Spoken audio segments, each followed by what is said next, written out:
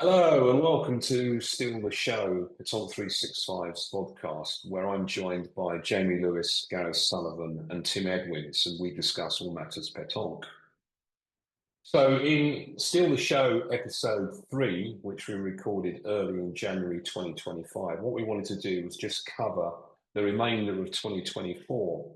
But as we got talking, we realised that there was an awful lot to cover. So, what we've done is we've split this down into three separate parts. Part one, we're going to look at our young players' participation in the European Triples Championships, which took place in Spain. In part two, we're off to France to cover the Meadow's participation in the international stage of the EuroCup. And in part three, the final part, we're going to look at our men's triples participation there in the World Championship in Dijon, which was an absolutely fantastic event. So make sure you don't miss that part of the episode coming up. This podcast, of course, comes via our new YouTube channel, which we've just launched early in 2025. If you haven't already subscribed, please do so by clicking the subscribe button, which you can see just down in the bottom right-hand corner of the screen. You can also join us on our Facebook group. There's over 10,000 people in that group already, and it's a great place for discussion about pétanque, news, views, opinions, and also advertising of competitions and other information which will be interesting to the community. Over to part one then of episode 3 of Still the Show. Hope you enjoy it.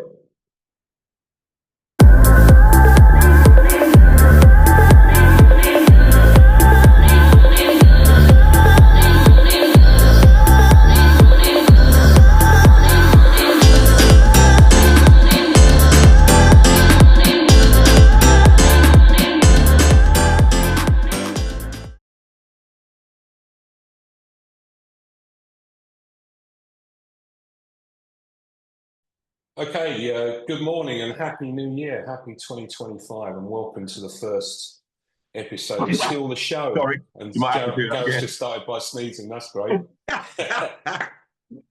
Was that a nervous sneeze just because we're live? Sorry. Or...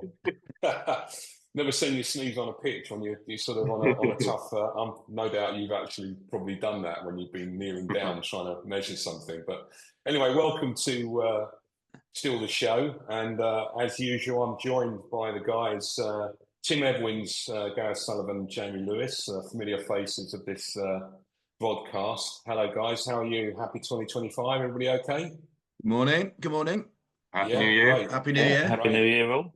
Yeah, I mean, it's a freezing start to the new year. I don't know whether I did see our people out in our London region out playing today, so good luck to that in this rather frozen start to the year. But before we get into a number of issues we need to pick up on, let me first say apologies for the delay in the third episode coming forward. It was very busy before Christmas. I was out in the country and various other things were going on, and it was difficult to actually get everybody together. So apologies for that, but hopefully we can pick up on stuff that happened towards the back end of last year and just sort of finish off the season, really. But before we do that, I think maybe let's just start with everybody's sort of favourite memory of 2024, because it was a great year, really, 2024. Just who shall I start with first? Who's going to be my first victim? I think I'll go to Tim. Tim, what was your sort of best memory of 2024? Ah, guys, yeah. Well, I think for me, it'd have to be winning the Kent singles. Actually, I was happy with that. Pretty tough tournament, but yeah, I was pleased with that. It was a good one. Probably my highlight of the year. Did you have in the final on that one then, Tim? Was that was played against Aston Monk in the final. Yeah, which was a good match. I think I won 13-10 in the end. It was a good nip and tuck game. Yeah. Winning the Kent singles coming on leap and bounds. Yeah. Winning the Kent singles. That's a big achievement. That is. There's very good players in Kent, as we know. That was decent. Yeah, well, it wasn't a bad turnout actually. Yeah, most of the big guys there. No, it's a hide in singles as well, right? Absolutely. I mean, I'm not a tremendous fan of the format actually, but what it does show is it really does put the pressure on individual players, and you can actually assess them the closest really on that, can't you? Actually, at the end of the day. Okay, Jamie, what was your favourite memory of 2024? I think, I mean, I've got quite a number of different ones really, but I think the biggest one for me was Chiltern winning the interregionals, really, in the manner in which we did it. Sorry, Tim, but I also, not just the way that we won it as well, but I just thought that the feel of the event as well was very was just really good, you know. What an incredible adjective to use there, but yeah, I just felt the event went really well in general. I mean, obviously the result, but the way that we came back and won it, and right at the end, and playing Kent in the final round as well to pip them as well. But I just thought the way the Kent were as well, it was very, there was really sporting, but it was very, very hard fought. Yeah, it was good. Yeah, I enjoyed it. And of course, we're off to a new venue now, aren't we? That's all been confirmed, I think, since our last podcast. So absolutely, yeah, M4, M5. How we've missed you, right? Yeah, I think a lot of us are thinking that, and I think there will be a lot of people who haven't realised yet. I mean, it's incredibly hard, isn't it, to get a venue for that amount of people? So yeah. Everybody and anyone who's actually been behind the scenes securing that. So well done for finding a venue. But yeah, so it'll be interesting. Yeah, there's a lot of hard work involved with that. I did have a quick look at the venue, and I don't know if you saw it on our Facebook group, but it got a bit sort of granular with people trying to work out how the pitches fitted in onto the car park at the back, which I presume is where we're going to be actually. But we'll see. Anyway, we'll talk about that probably later on in this year. Gareth, over to you. What's your favourite memory of 2024? I think for me, I had, well, two. I'll quickly touch on one of them. One was playing.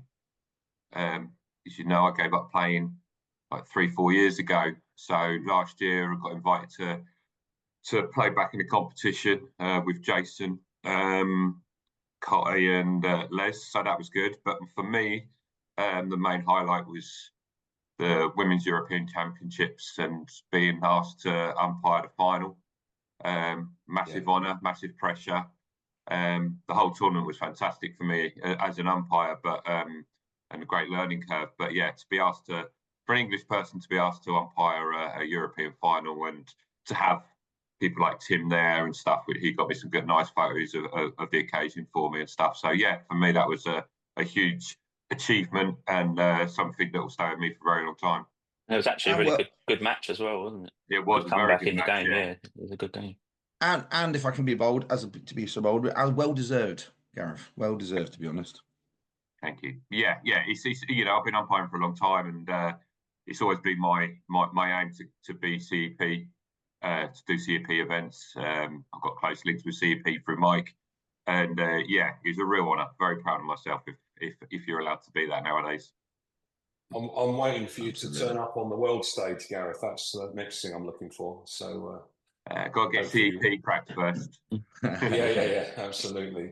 So I'll just quickly mention my sort of favourite thing of 2024, and it was actually at the World Championships in Dijon. As you know, I was able to get over for that, and actually just seeing Jeremy Huntley sort of realising his dream to represent our country after many years of trying to do that, and just falling short on a number of occasions, if my memory, that was the case, my memory is correct. And the thing that I really loved about it was, it wasn't an easy sort of introduction for him, was it? Actually getting stuck into the precision shooting straight away, which has got to be one of the most sort of lonely things you do, isn't it? In pétanque, being put into that position to do that shooting. And we'll come to that a bit later in the show about how that went for England at those championships, including the precision shooting. But it was just fantastic to see him there striking his stuff, and he looked completely at home there. And that was really fantastic for him to sort of realise that dream and actually perform so well. So that was my highlight, really, I think, of 2024, to see Jeremy doing that. So well done, Jeremy. Congratulations. Yeah, absolutely.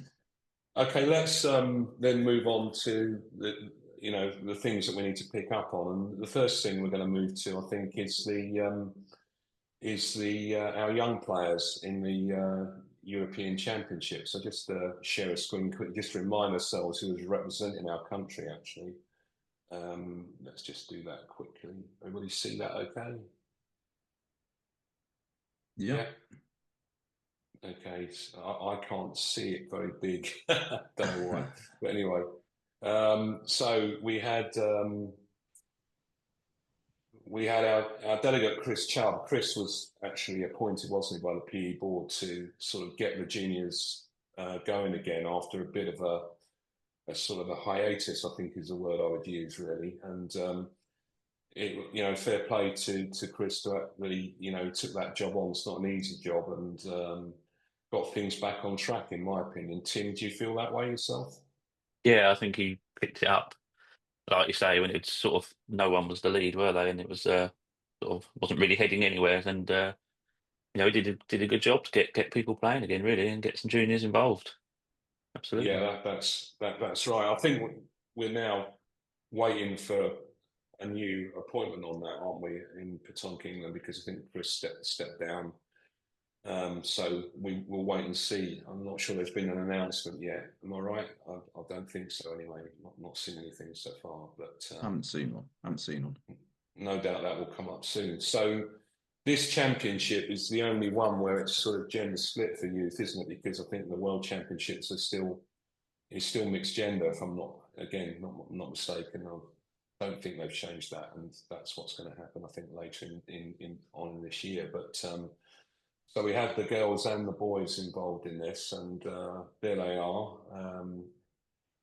Our coach was Hannah. Who'd done that job before previously, I think, for the girls, and they had a good result, didn't they? And got a medal last time. So Amy Teagan, Amy spelled a different way, Ava, and then the boys with John Edmondson being the coach, Alex, Charlie, Matthew, and Alex. So there it was, and it was in Isla Cristina, I believe. I'm not entirely even sure where that is. Does anybody know where that is? Because I don't think I do. No. Anybody know where that is? It's in Spain. Somewhere in Spain. well done, Tim. Brilliant, mate. You I get a think it's in geography the over north. Yeah, I think it's in the north somewhere, but not totally sure. Okay. Well, let's just quickly look through the. Well, actually, should we start with the shooting, because that actually how things started, and we'll start with the girls. And it was Tegan that started that, I believe. Let me just pull that up for us. Yeah. So bit of a shaky start. I mean, the first thing to say, Gareth, I mean, you might have some views on this, is that there's only actually 10 nations at this tournament. It's quite low, isn't it? I mean, I don't know whether, there's been any discussion about why that is so low. I mean, is it just because there isn't the young players there? If I'm being honest, I don't know. I think it's a sad state of affairs when you think there's, you can look down that list of countries and you can say, like, there's some obvious omissions of countries that, even high-ranking countries, that do so well in the adult format, as to why they haven't sent a junior team. What their reasons are, I don't know. I don't believe that there's certain countries, like if I look, there's not, like Italy aren't there, are they? No. I find it hard to believe that Italy haven't got juniors in place to play. So whether there was other reasons, I don't know. But yeah, it's crying shame for only 10 female teams to be out there. I think the first thing I would also say about that is because it's such a small attendance and you've got top ball-playing nations there, it does actually make things a hell of a lot tougher for our team as well, doesn't it, in that context? Yeah, absolutely. Yeah. Anyway, just to start things off there, then Tegan just hit 11 in that first round, but in the second round things improved significantly, and she had a really great sort. I think 19 she scored in the second, which let's face it, is pretty good score, and that enabled her to actually get through to the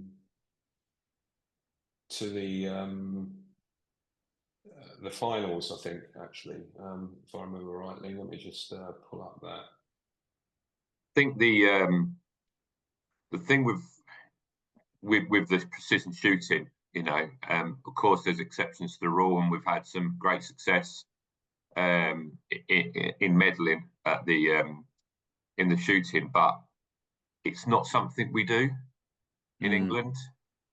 No.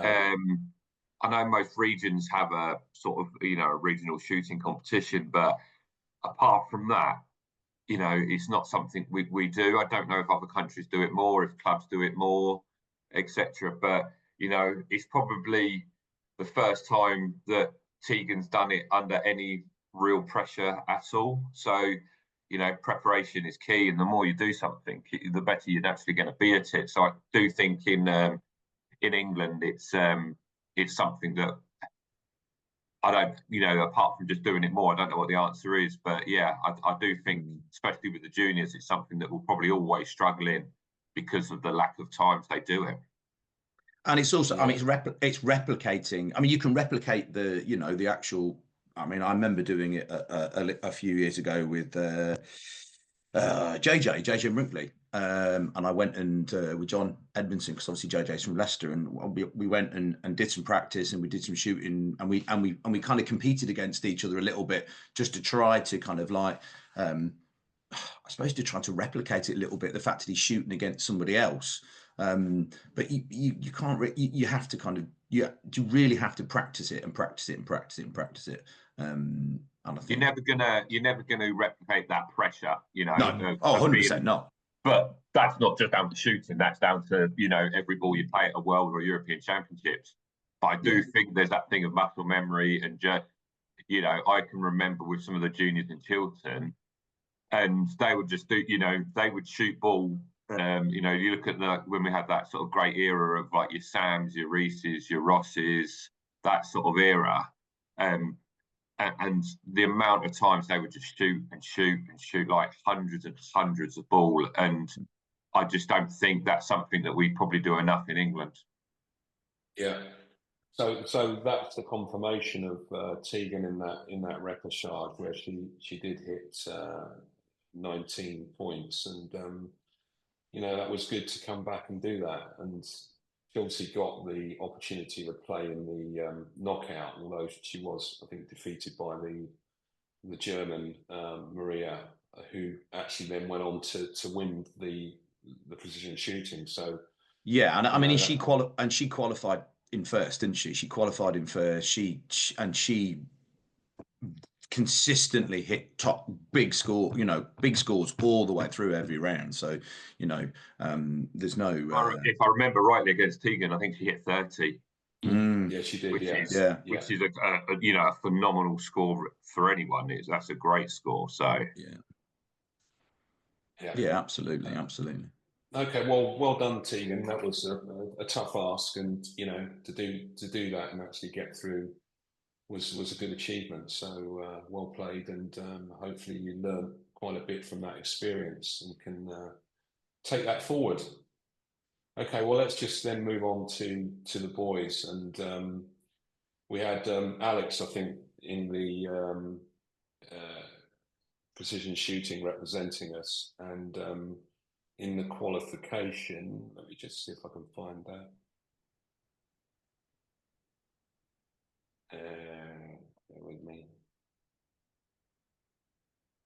Yeah. The qualification, what do we have there? We had, there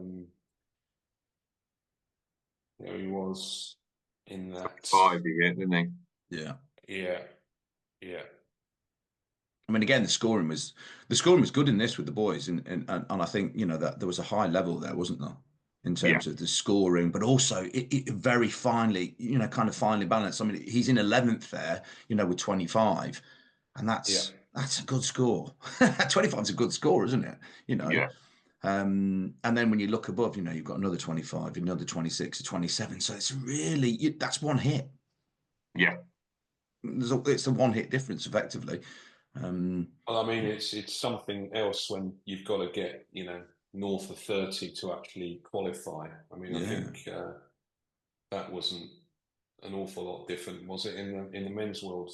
Sorry, the men's European Championships. Actually, that sort of level of points. So I think that was pretty good then. And then going on to the actual repechage, if I can find that.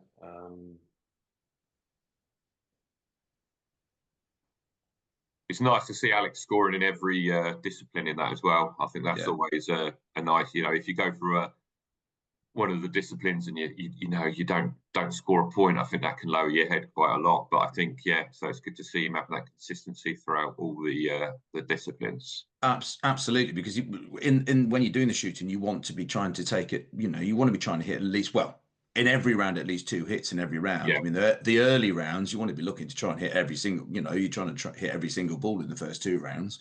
Yeah. But yeah, absolutely. Well, the great thing in that repechage, of course, was that he was then able to sort of repeat a very similar sort of performance to the qualification. Yeah.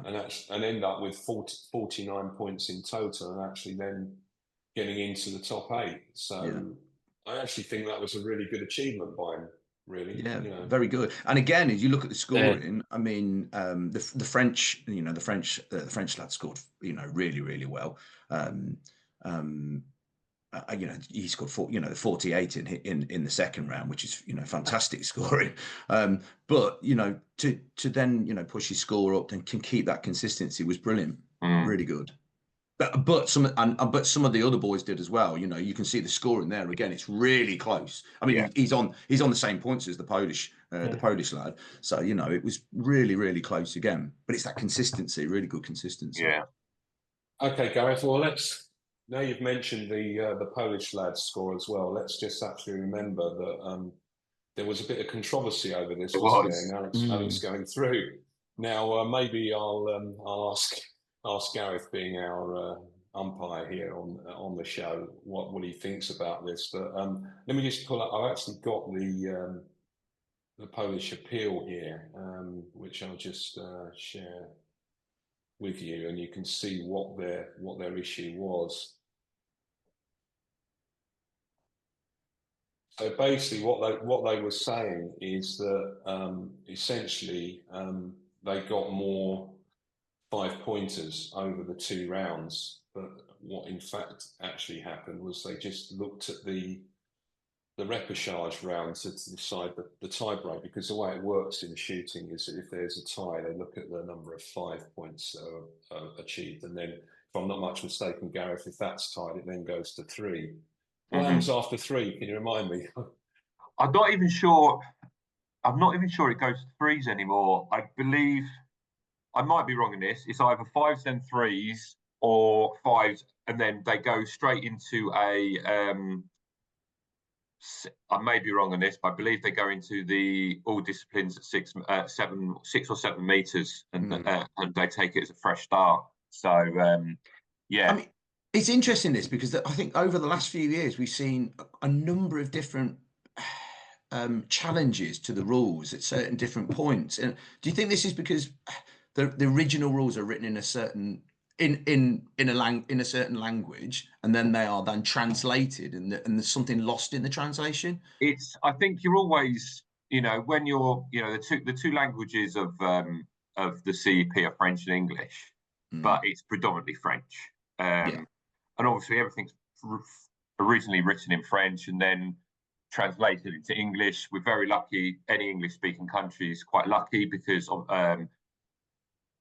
obviously Mike, you know, has a lot to do with the rules, the former president and honorary president now, and you know, his grasp on the rules is fantastic, and obviously as an English speaker that helps. But then obviously Poland are translating into theirs, and you know, Italy into theirs, etc., etc. But I think the confusion with this scenario is, and I can completely understand why there was confusion, or I can get their point, is when you do the repechage, you have your original round and your repechage scores added together, but the 5s are only taken from the repechage.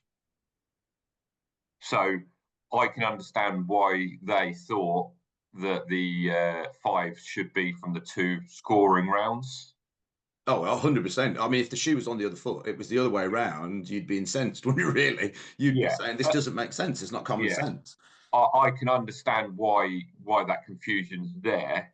But the 5, you know, you got to go down to what it is, and the 5s are only taken from the last shooting round, and that's what it is. And you know, they went through the process, and they were denied. The Polish lad was denied to getting through to the knockout stages. But I can understand the point they were making, but the 5s are only taken from the second round. Whether that's right or wrong, I don't know. But you know, it's like all rules. You know, whatever sport, you might not agree with the rules, but the rules are the rules, sort of thing. Yeah. But yeah, until it's been changed. It's a difficult one, and also I think I can understand why they made that, but it'd be interesting to know what effects that had on both Alex and their lad. I think especially it's hard enough, that sort of pressure for an adult, as we were saying earlier, but for having that added pressure onto a junior, are you shooting, are you not, you know, etc. Must have been a difficult situation. Yeah, I mean, I find it slightly intellectually difficult, the idea that you do combine the results in 2 rounds to arrive at the points total, but you then ignore, you know, what's happened in the first round. If you try and do a tiebreak on it, it doesn't. Yeah, I agree. It doesn't quite add up to me, that, you know. Yeah, I agree. Yeah, no, I agree, and I understand where the Polish organisation are coming from, because you think there's a lack of consistency of approach of you know, putting a rule in place. You know, if everything is, if some parts of the rule are about the 2 rounds, then you know, for me, common sense would say that every rule that is about then would be about over the 2 rounds. But it's a real grey area, isn't it? Yeah. Yeah. Well, I mean, whatever they do, they maybe just need to explicitly change the rules or align in the rules just to make it absolutely clear. If they take them from the second round, they take the 5s from the second round, and that's it, isn't it? And then I people think know. Maybe I don't think there's. I think instinctively you'd think the 5s are from both rounds, like Jamie said. I think there's nothing right or wrong with either way, okay? But because it's you know, my favourite saying, it is what it is. But maybe there's been something lost. Maybe there was presumptions. I don't know. But I think Tim's right. Maybe it needs to be real, sort of like, you know, in managers' meetings and briefings in the rules. Maybe it needs to be a little bit clearer. So, because obviously you can say it was as clear as, you know, it was very clear, but obviously the Polish didn't believe so. So yeah, maybe that's something that needs to be looked at, you know, by the powers that be. I don't know. I mean, it seems to me that there might be an argument just to make it much more straightforward and say, let's forget about what you got in the first round, and just it's a straight competition on its own. It's a bit like what happens in athletics, isn't it? You know, you get into a repechage, it's just a new race, right? Yeah. Or you don't, you know, you could discuss it, but why have a repechage? Just take the first round. You know, there's different ways that you could do it, but it is what it is at the moment, and that's the ruling. So yeah. Yeah, well, I mean, the ruling was made, and that was it. And Alex then was able to get through to, you know, the top 8, which was a great result for him. Unfortunately, couldn't you know, progress beyond that into a medal stage. But well done, Alex, for getting that. That's a really good points total that we achieved there, and it was good to watch as well, because we were seeing streams. I think was it from Glenn or from Ross? I can't remember. Woodward who was streaming there, but you know, thanks to those guys both as well. of them are out there doing different streams. One did mainly the girls and one mainly did the boys. So yeah, it's good for them to be out there. Yeah, I mean, thanks so much, guys, for doing that. That was great, so we could actually see that. Although I'm sure, you know, it does put additional pressure on our players when they know that everybody's watching. But you know, what do you think about that, Jamie? Is that a good or a bad thing that they're in the spotlight like that with everybody watching? What do you think? I think, yeah, it's tricky, isn't it? It's tricky because they're juniors, but at the same time, I think as long as they, I mean, you know, people are watching for just to support, you know, to support. That's the overriding feeling, I feel. But yeah, and yeah, it will add a little bit of pressure. I suppose it depends on the individual, doesn't it? It does depend. We've all played with people who I can think of 2 or 3 people I played with over, and even going back to junior, when I was a junior playing with, if we're more people watching or being, their levels would rise, because they, the pomp and this, and then of course there's the opposite, can have the opposite effect as well. But yeah. But they're going to get it I mean, again. They're going to get it when they're adults. So I think the more stream that happens on juniors games, obviously permission allowed, etc. I think getting them used to that pressure, that they're going to have when they're older, because the leap from junior to senior is hard enough as it is. We can replicate what happens in senior game as much as we can. I'm all for like the juniors playing in the adult competitions, etc. And trying to get used to that pressure and that different level, etc. Absolutely. I mean, the mindset always, for me, the mindset was always, there is nobody there. You're just playing. But the reality is there are people there. There are people there, watching, and etc. But yeah.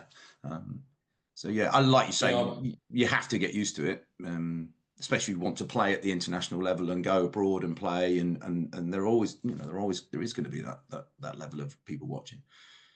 Yeah, I mean, there was a debate, wasn't there, in England for quite some time about whether it was a good or a bad thing for our young players to sort of compete against adults in competitions and, various opportunities they had to do that, and whether that was a good learning experience or a bad learning experience. I mean, I was always of the view that it was better that they did compete against adults, because I mean, the reality is a lot of our senior players, when they're playing young players, also give them very valuable feedback, don't they?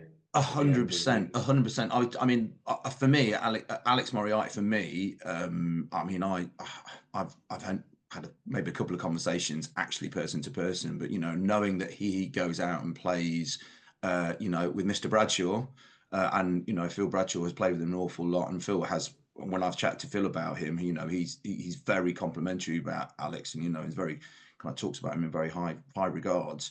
But playing with Phil Bradshaw, we all know what Phil Bradshaw's. Phil Bradshaw's a great player, and over the years has been a very, very good player. So there's no Alexander will be learning off him constantly. Playing with somebody like Phil and playing with an adult with all that experience is only going to help him, and he can then.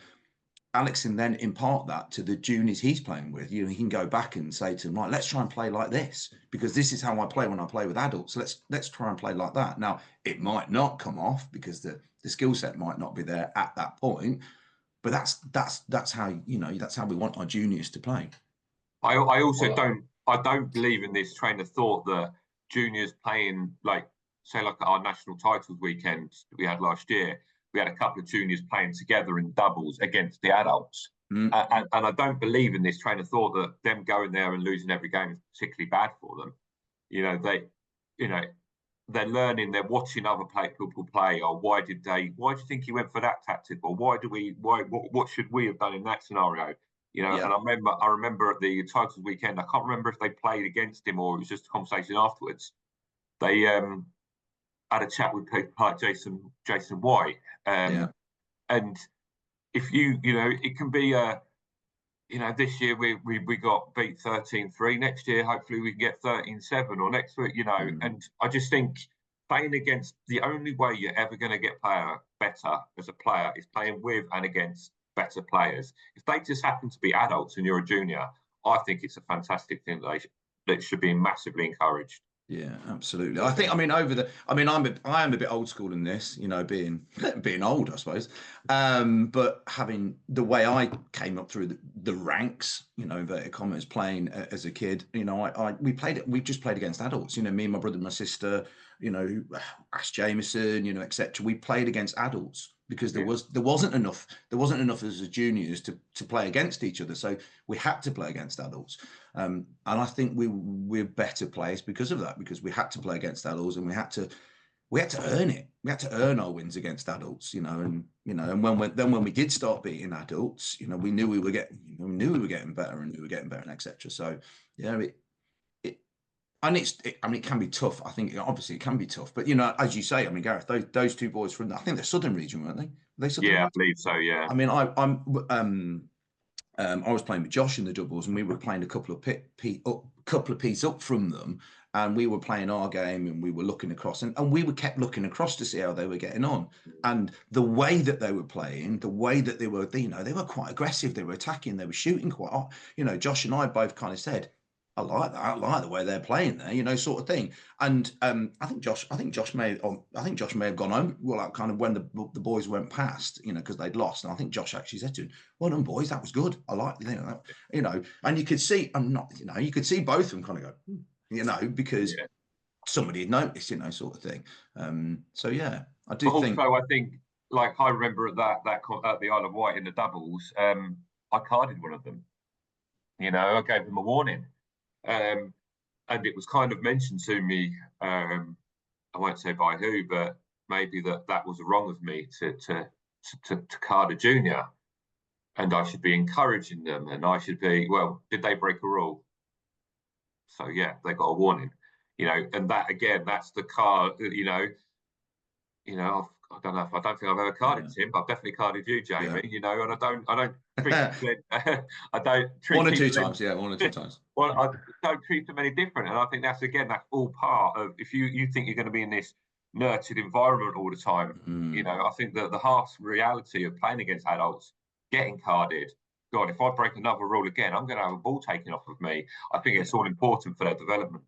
I remember. I think I probably said this before on the podcast, maybe said this to one of you guys before. I remember playing with my brother and my sister in an East Midlands regional competition, and I think we were in the plate. It wasn't the final of the main; it was in the plate, and we ended up playing against my mum and dad and Ted Lloyd. I don't remember, you know, and my mum and dad tell me afterwards that several people came up to my mum and dad and said, "Oh, you're going to let them win?" And my mum and dad went, "Absolutely not, absolutely not." And I think we lost to one. And afterwards, you know, there were people saying to my mum and, "Oh, that was really horrible of you." And my mum and dad were like, "No, that they won't learn anything from us letting them win. They'll learn from losing." You know, and you know, over time, obviously, you know, you don't. I mean. You don't know. I mean, I'm still like it now. I hate losing. You know, I think I'm a bit more gracious now. I'm a bit better, a bit shy. I mean, I think there were times when especially when I was a junior, I was very, very obvious about not liking losing. But you know, you build up that, and you build up a resilience. But also you learn to not like it. I don't like losing. You know, and the only way to get past that feeling is to win. Is to play better, is to improve your skills. You know, to improve your tactics, etc. You know, and you know.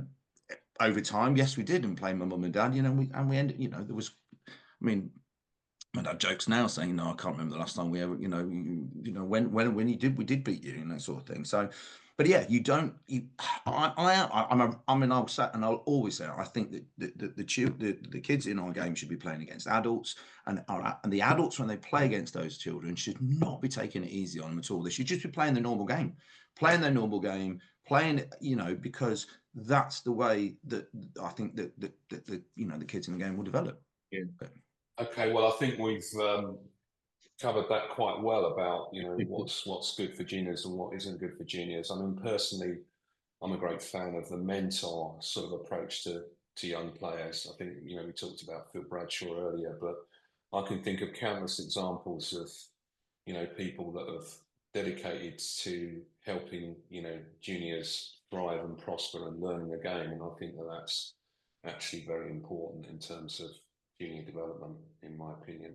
Anyway, on to, let's get back to the European Championships and just quickly look at the results for our girls in the Swiss qualification. Jamie, that was, as we said earlier, you know, you had some of Europe's best teams here. There's only 10 of them there. It's a very sort of tough tournament, that one. Yeah, and absolutely. Looking at the results, it was tough, wasn't it, for them? Yeah, I think so. I think they got a number of, you know, kind of tough teams to play against. Yeah, and you know, I didn't get a chance to watch many of their games, to be perfectly honest. But I think, you know, there's no doubt that they were kind of playing against some very, very hard teams. Absolutely. And then you know, they did get through, I think, into the what was it, the Nations Cup, wasn't it? As a result of that. And again, you know, unfortunately went out in the barrage there against Czech Republic. But again, you know, no disgrace that losing to Czech Republic. I mean, I've seen many teams lose to the Czech Republic over the years of various genders and you know, age categories. They're a very strong nation historically, aren't they? Yeah, absolutely. I mean, I would certainly say, you know, they are. I think when you look across Europe, you would bracket, you know, certain nations into certain sections, you know, without being, you know, and you know, and England, we're not, you know, we're not in that top section, you know, in terms of, well, you know, certainly across the board. If you talk about, you look at it as a whole organisation, I mean, I think you could argue probably the women's game is. I always think that I've thought for a long time. I think the women's game, and we are probably better placed to do better in the women's game in terms of the competitions than we are the men's and the juniors at the moment. But yeah, so I would say the Czech Republic, you know, you would say on any given competition, should be quite an evenly kind of game. And it was, you know, 13-8. That's not, there's not too much in that, is there? And that's an end here or there. I watched quite a lot of the that championships after the fact, so to speak, and there was some good quality streaming for both the boys and the girls. And the one thing that stood out for me was the togetherness of the girls, their tactics, how they interacted with their coach, off the terrain. You know, some of the social media stuff that I saw to some of the players and from Hannah of them. You know, they went to the swimming pool together, they larked around together as a unit with their coach, excuse me. And I think, although we'll see in a moment, the lads actually got one section further and ended up medaling in the Nations Cup. It was the girls that stood out for me. I think the potential, if that little four can stay together, and speaking to a couple of parents afterwards, one of the competitions was if they can really work together. I said, like, in fact, what you've just said, Martin, about getting a mentor, getting them playing with some teams, getting some playing with some Sarahs, some Jasons, some of those sort of top players, maybe split off into 2-2s, play with another, you know, an adult, and then come together. I think if that unit can stay together for a while, I'm not sure of their age groups, I think they could do really well. I was really impressed with the girls. Yeah, I think that's right, Gareth. So just then moving quickly on to the boys. Here were the results in that. Again, a tough tournament, wasn't it? Really, for our team. Yeah, absolutely.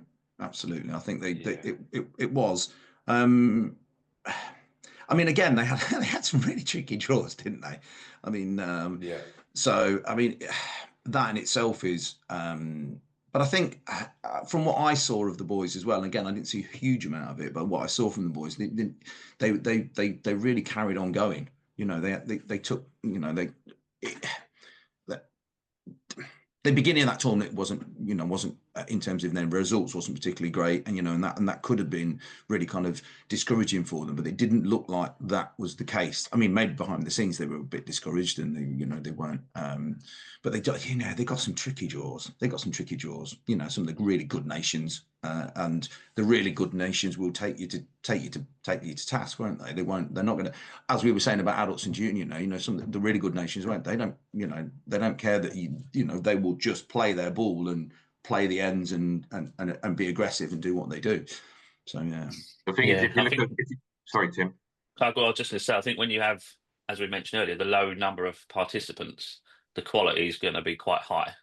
And like Jamie said, I think they were a bit overwhelmed at the start, but grew into it as it went on.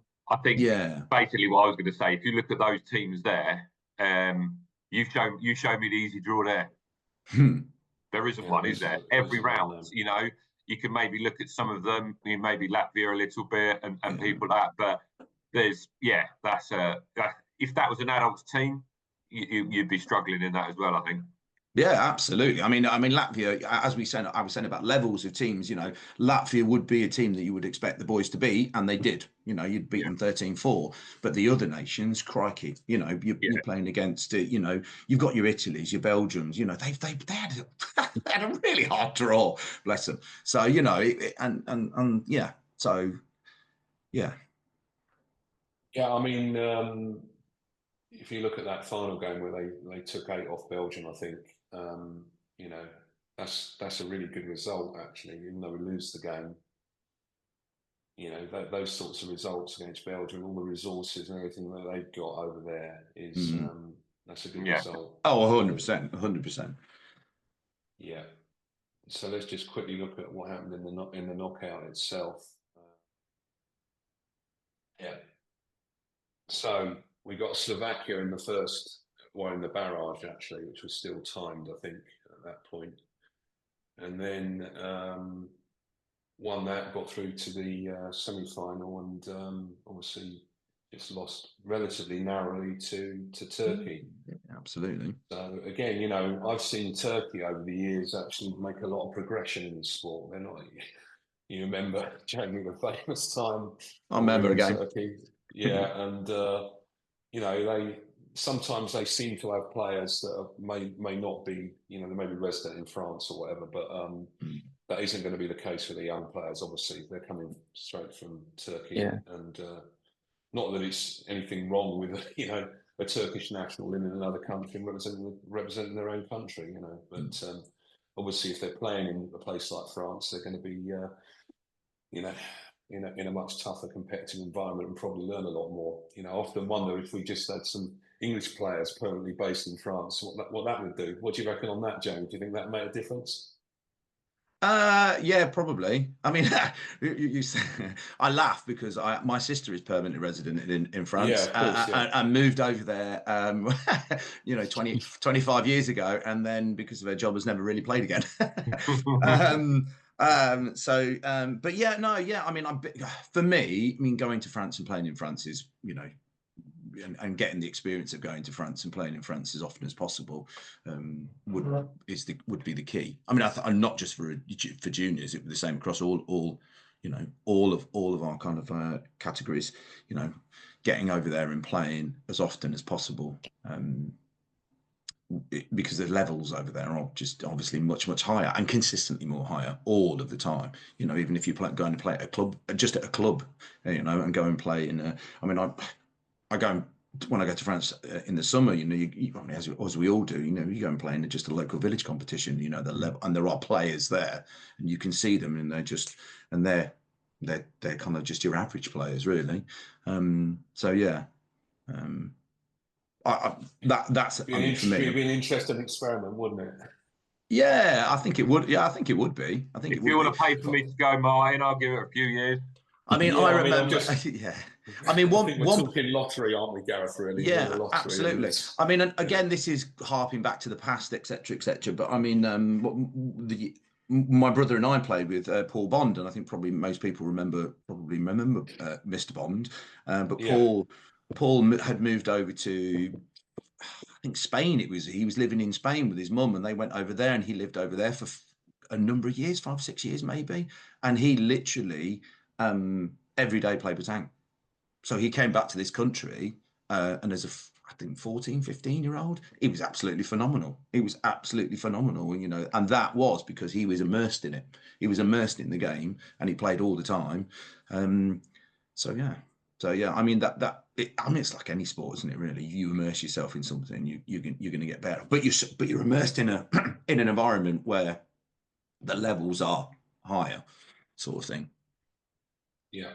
Okay. Well, let's sort of finish there with our young players in that European Championships, and just to say well done to all of our players in that. And as we said earlier, it was a tough ask, and we can take quite a few positives out of it actually, I think, and hopefully look forward to seeing our young players on the pitch in 2025 starting their stuff, and and seeing further development. Hopefully. Okay, so that's the end of part 1 of episode 3 of Still the Show. Join us for part 2 when we'll be looking at the Meadow Club's involvement in the international stage of EuroCup. Look out for that on YouTube.